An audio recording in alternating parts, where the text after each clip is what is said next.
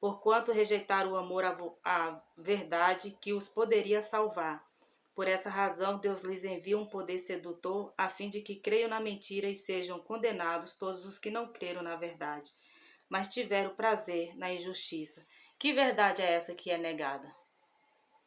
A verdade do reino, a verdade da libertação, a verdade de tudo aquilo que polui o tempo, que contamina, a verdade que nos santifica, que não nos leva à corrupção generalizada, a verdade que somos o templo, morada do Senhor, que devemos nos atentar a isso, temer ao Criador, amar o nosso próximo.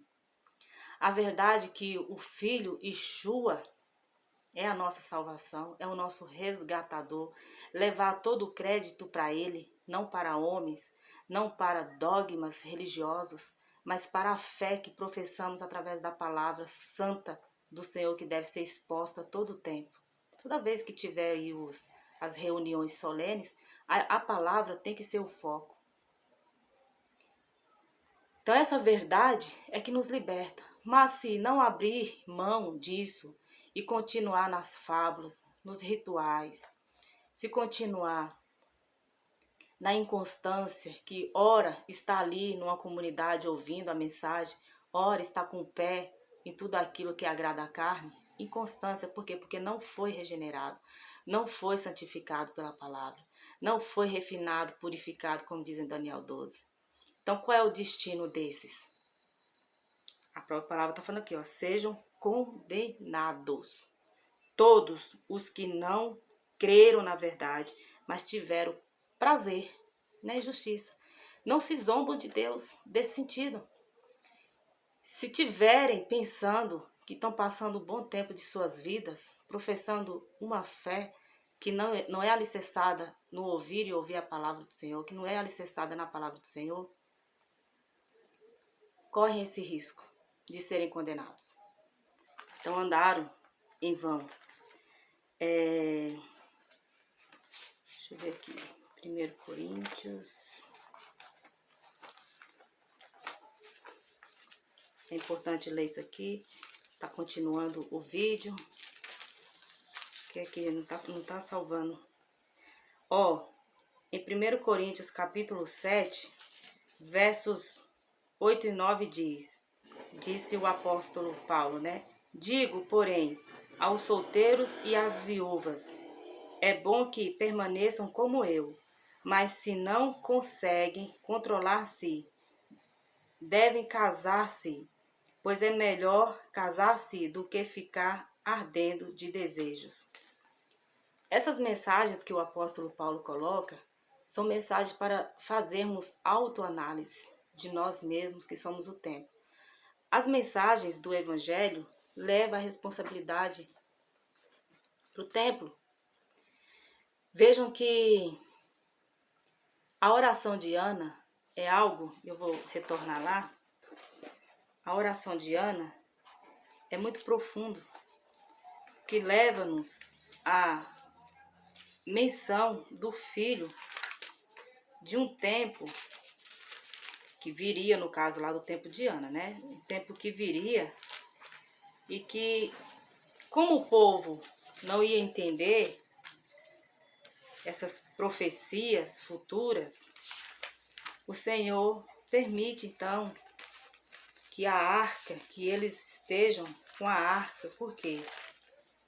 Porque a arca representava a presença do Senhor. Então, o zelo do Criador, o cuidado do Pai, que é cuidador da sua criação, sempre existiu. O povo tinha dificuldade de absorver a vontade, a grandeza do seu Criador. Então, quando Ana fala aqui, por exemplo, ó, versos 1 ao 2. Então Ana orou assim: meu coração exulta no Senhor. No Senhor minha força é exaltada. Minha boca se exalta sobre os meus inimigos, pois me alegro em tua libertação. Não há ninguém santo como o Senhor, não há outro além de ti, não há rocha alguma como nosso Deus. E lendo a oração de Ana, é como se você estivesse lendo os Salmos de Davi. que é o mesmo espírito, é a mesma consciência de adoração, do temor ao Criador. Então a libertação aqui que Ana cita, e são palavras, gente, que está muito alinhado ao que diz os evangelhos. Palavra de libertação, palavra da consciência, da santidade do Todo-Poderoso. Então Ana faz uma oração expondo a vontade do Criador. No que se refere à questão da adoração a Ele, a consciência do nosso Criador. Faltando essa consciência, o que vai ocupar a mente e o coração de jovens, de crianças, de pessoas até com mais idade? Vários sentimentos de elevação humana, idolatrias enorme, como é que eu posso colocar? Inúmeras idolatrias, a dispersão do sentido dessa libertação. As pessoas estão dispersas do conhecimento do Evangelho que liberta, que salva. Conhecereis a verdade os libertará. Como eu li em 2 Tessalonicenses, capítulo 2, a partir do versos 10. Rejeitando essa verdade que pode libertá-los, serão condenados. Por quê? Porque rejeitaram a verdade. Rejeitando uma verdade santa, que é a palavra do Criador, e não sei se vocês já tiveram essa percepção de que ao abordar palavras da palavra do Criador, da Bíblia, muitas pessoas ficam cansadas de ouvir. As pessoas não dão crédito, às vezes fingem que estão ouvindo, e aí entra no ouvido e sai no outro. Só que a palavra do Criador, exposta como ela é, sem ego humano, sem doutrinação humana, mas pelo entendimento do Espírito, ela não volta vazia. Não volta, de maneira nenhuma, não volta. Mas ela exposta com alegorias, ou com a falta ou por um sacerdote, ou por um membro, seja quem for, que não tiver a presença, que é o Filho, a presença do Espírito, dessa palavra ela não vai surgir efeito. Porque as coisas do Senhor é com ordem e princípios. É com ordem e decência. É com ordem. Então corre-se o risco aí, não sendo exposta como ela é e pelo entendimento espiritual, das pessoas continuarem a dormir, continuarem nas profundas trevas, que é a escuridão, a não compreensão da palavra.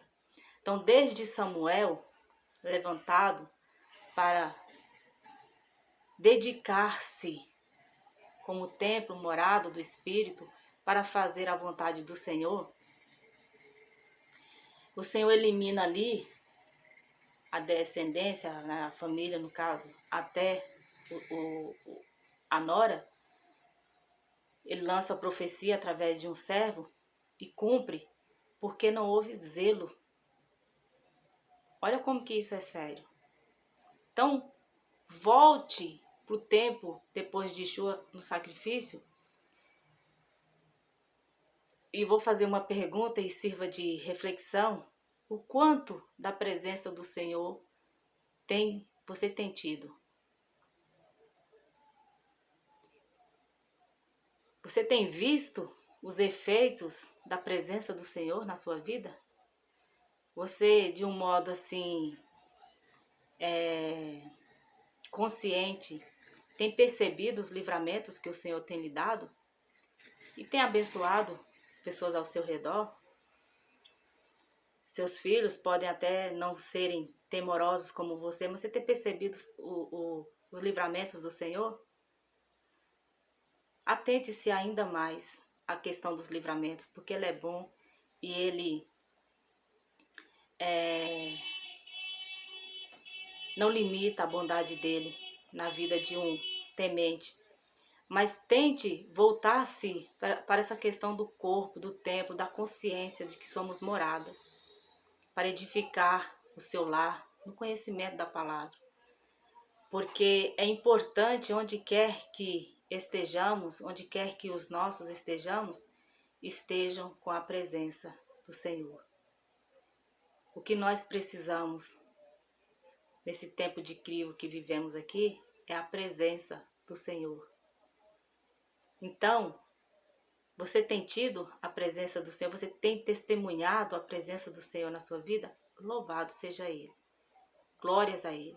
E que isso se intensifique ainda mais com o conhecimento, com o levar o conhecimento da palavra do Criador. Amém? Então, desde sempre, o Criador tem se colocado disponível aos tementes. O Senhor tem tido zelo pela palavra dele e tem sido cuidador da sua criação no todo. Sejamos gratos, em tudo dê graças ao Senhor. Sejamos temorosos, busquemos amá-lo segundo como a palavra nos ensina, amá-lo sem idolatrias, sem colocar nada antes do Senhor, mas colocar Ele como prioridade. Ter desejo de ouvir e ouvir o quanto mais, se sentir agraciados, felizes ao ouvirem a palavra do Criador, o entendimento espiritual. Sejamos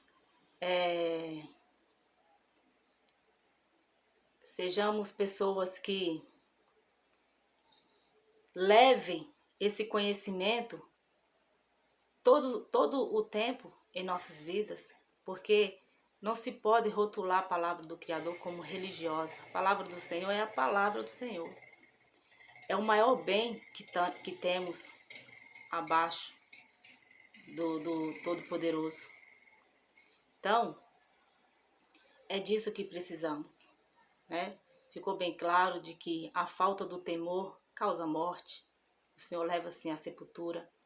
A falta do zelo, o Senhor envergonha. O Senhor permite sim que decaem o semblante. Ele permite que vivam em suas confusões. E ai daqueles que provocam escândalo, a cruz de Yeshua. Não ficam sem recompensa. Vem a recompensa. Então que sejamos zelosos no que se refere à palavra do Criador e ao templo que somos nós. Amém? Então que o amor e a graça do Senhor permaneçam conosco. E que Ele nos conceda mais entendimento para que sejamos ainda mais edificados na rocha, que é Yeshua, amém? Então fiquem todos na paz.